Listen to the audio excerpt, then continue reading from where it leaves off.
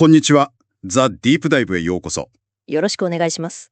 さて、今日はですね、一冊の本を皆さんと一緒に深く、掘り下げていきたいなと思ってまして、はい。タイトルが Imprisoned Souls。日本語にすると、囚われた魂ですね。重いタイトルですね。そうなんです。これは中国で収監されている25人のウイグル人詩人、その作品を集めた詩集なんですね。この本、単なる詩集というわけではないんですよね。と言いますと、はい。今回僕らが参考にしているのが、この本の出版記念イベントの音声記録なんですけども、はいそこから浮かび上がってくるのは、詩という芸術が、いかに人間の尊厳と深く結びついているか。はい、そしてそれが権力にとってどれほどの脅威になり得るかっていう非常に重い現実でした。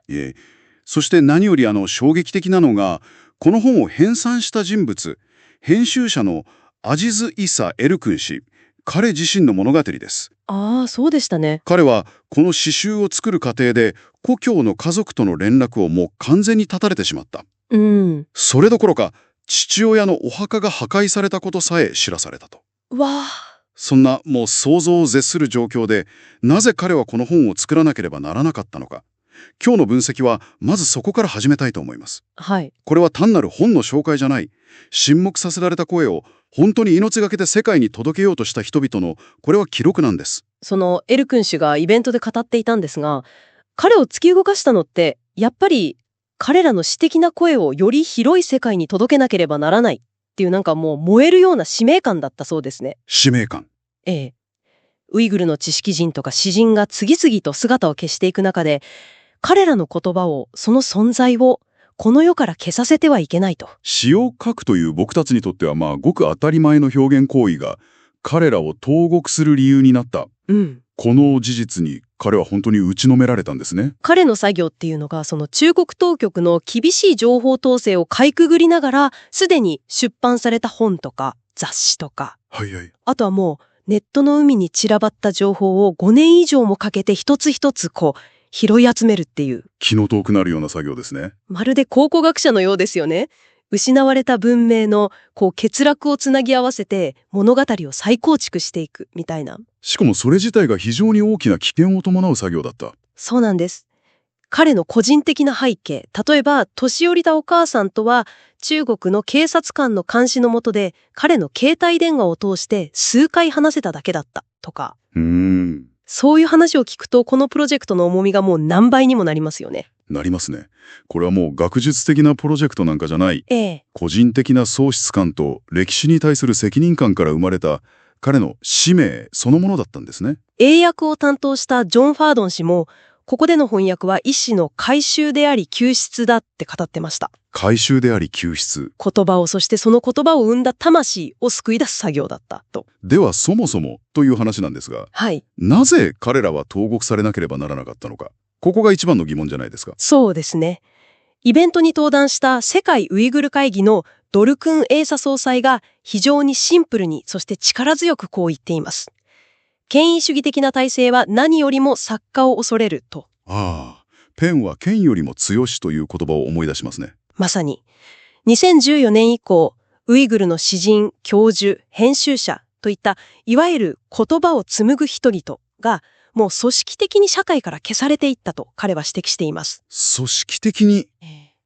で、ここで特に恐ろしいのが彼らが語った文化そのものが犯罪とされたっていう点なんですよ。文化そのものがですか？そうなんです。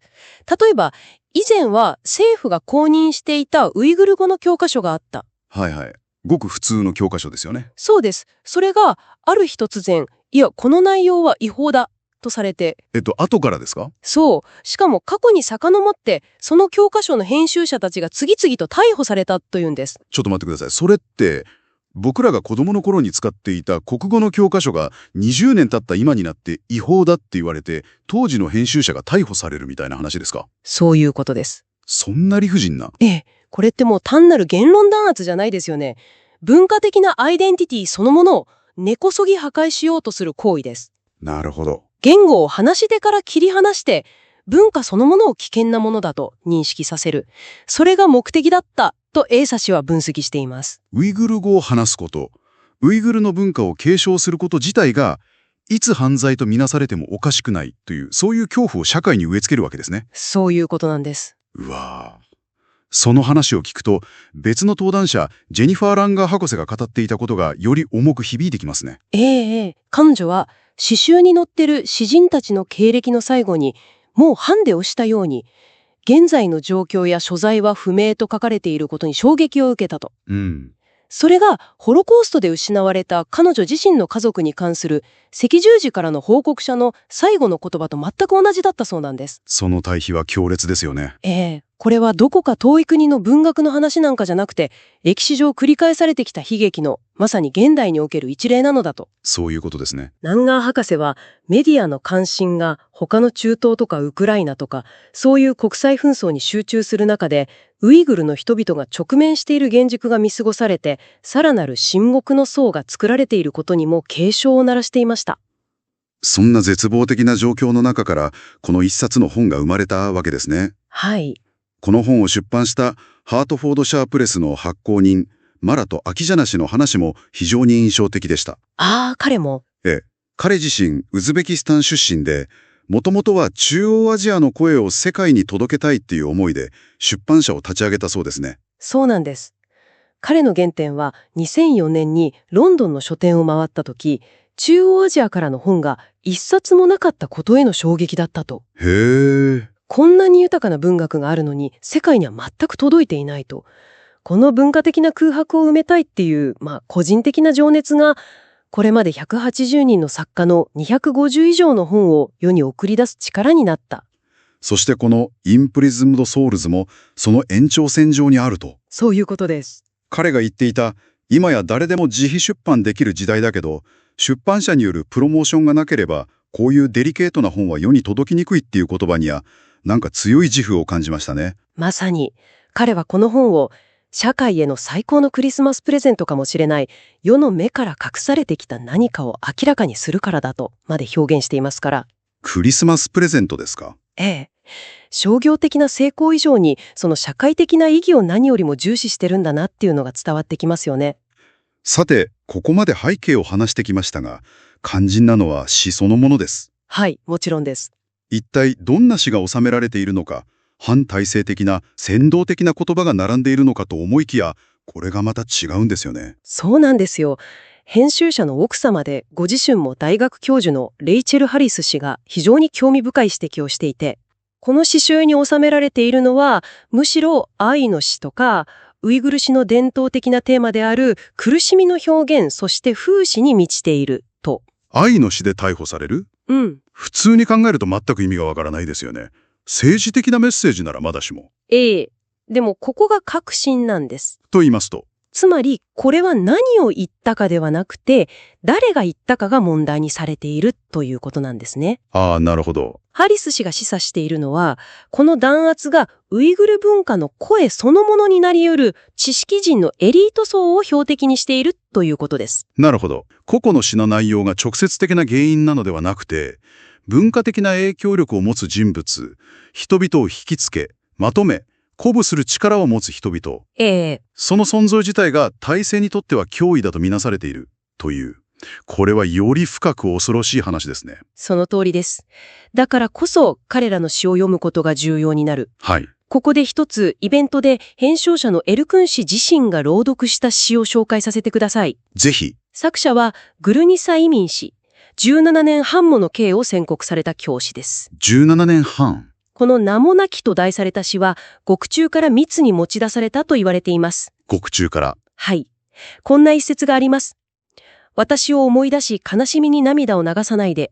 信じて、私は旅路についた旅人。私は生き続ける。戻るチャンスはある。うわぁ、これはすごいですね。絶望の淵にいるはずの人が書いた言葉とは思えない。獄中から、しかも密に持ち出された言葉がこれだなんて、とてつもない生命力を感じます。本当に。そして詩が物理的な壁を越えて外に持ち出されたという事実そのものがもう非常に重要なんです。ハリス氏は別の詩人の詩が歌になって亡命したウイグルの人々のコミュニティで力強いアンセムとして広まった例も挙げていました。へえ。たとえ体を拘束されても、声は魂は完全には消せないという証拠ですよね。そしてそれは外の世界にいる僕らの行動にも意味があるっていうことにもつながりますね。まさに。僕らがその声に耳を傾け共有することでその詩は生き続ける。だからこそイベントの登壇者たちは繰り返し聴衆に行動を呼びかけていたんです。はい。発行人のアキジャーナ氏は本を買う必要はない。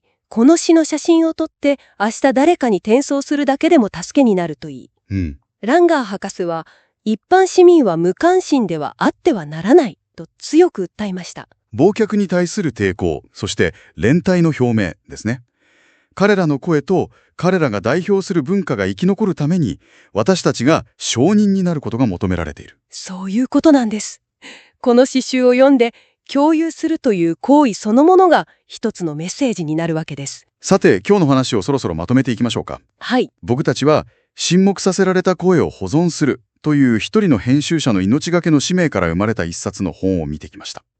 その背景には文化そのものを犯罪とみなすという弾圧があり、そしてそんな状況の中から牢獄の壁さえも越えて響いてくる詩の力強い生命力がありました。この詩集は詩が単に美しい言葉の連なりではないことを改めて僕らに突きつけてきますよね。そうですね。この文脈において詩は記憶であり、アイデンティティであり、そして人間性を守るための文字通りの命名なんです。命名か。だからこそさっきも出た、なぜ彼らは愛について書いて逮捕されたのかという問いが本当に重く響いてくる。そうですね。その問いが最後に僕らが考えるべきことなのかもしれません。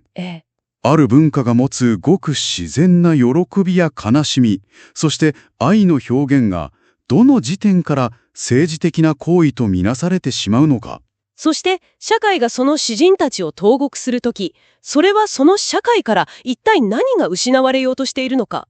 この問いをぜひあなたも考えてみてください。